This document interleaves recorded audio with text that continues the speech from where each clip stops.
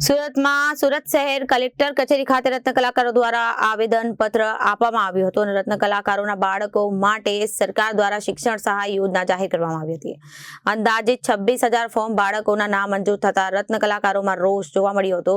Form સ્વીકારવામાં આવે તેવી રત્ન કલાકારોની માંગણીઓ રત્ન કલાકારો હાથમાં બેનર લઈ વિરોધ પ્રદર્શન કર્યું હતું। સુરત શહેરમાં કલેક્ટર કચેરી ખાતે રત્ન કલાકારો દ્વારા આવેદનપત્ર આપવામાં આવ્યું હતું। રત્ન કલાકારોના બાળકો માટે સરકાર દ્વારા શિક્ષણ સહાય યોજના જાહેર કરી હતી અને અંદાજિત 26,000 ફોર્મ બાળકોના મંજૂર થતા રત્ન કલાકારોમાં રોષ ફોર્મ સ્વીકારવામાં આવે તેવી રત્ન કલાકારોની માંગણીઓ રત્ન કલાકારોના હાથમાં બેનર લઈ વિરોધ કરવામાં આવ્યો હતો। પ્રદર્શનમાં મોટી સંખ્યામાં રત્ન કલાકારો અને આવેદનપત્ર આપવામાં આવ્યો હતો અને શિક્ષણ મુદ્દે પત્ર આપવા અંગે બહેનો પણ તેમાં જોડાઈ હતી, જેના કારણે ઘણા સાચા ગરીબ રત્ન કલાકારો શિક્ષણ સહાય અને 13,500 રૂપિયાના લાભથી વંચિત રહ્યા હતા।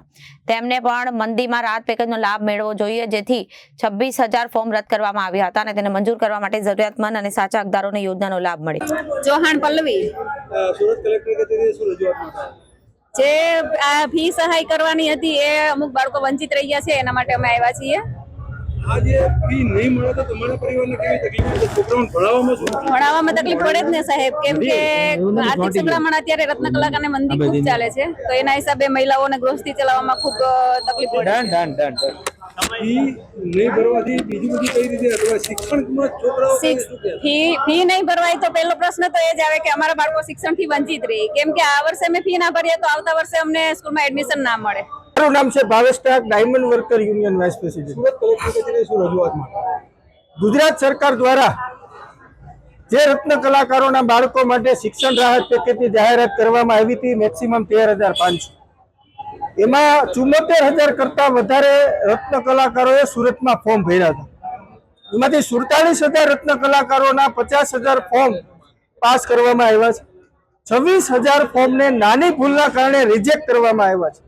તો એ 26,000 ફોર્મને ફરીથી પાસ કરવામાં આવે, તમામ રત્ન કલાકારોને એનો લાભ દેવામાં આવે, કારણ કે આ 26,000માં એવા લોકો છે કે જે ભાડે રહી છે, પોતાના ઘરનું મકાન નથી, ઘરના EMI ભરે છે, ઘરના બજેટ ખોરવાઈ ગયા, એટલે મહિલાઓ પણ અમારી સાથે છે, અમુક પરિવાર સાથે રજૂઆત કરવા આવ્યા છે।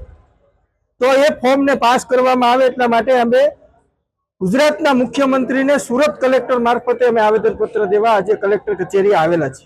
વાત કરીએ તો કેટલા સમયની લડત પછીનું એક આ કંપનીઓ સરકારે આપેલું ખેતી ઇન્ડસ્ટ્રી માટે નાની જાહેરાત કહી શકાય। આ 3 વર્ષની લડત માટે 13,500 જે સહાય આપી હતી, સતત રત્ન કલાકારો અને ડાયમંડ વર્કર યુનિયન 3 વર્ષની સીધી લડત લડી, ત્યાર પછી આ એક નાની જાહેરાત થઈ, એમાં પણ 26,000 અરજીઓ રિજેક્ટ કરવામાં આવી। ખૂબ દુઃખની વાત છે, સરકારે સમજી જવું જોઈએ।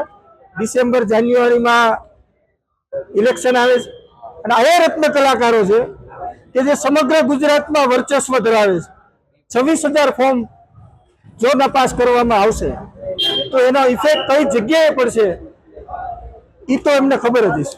Bureau report Janadesh news.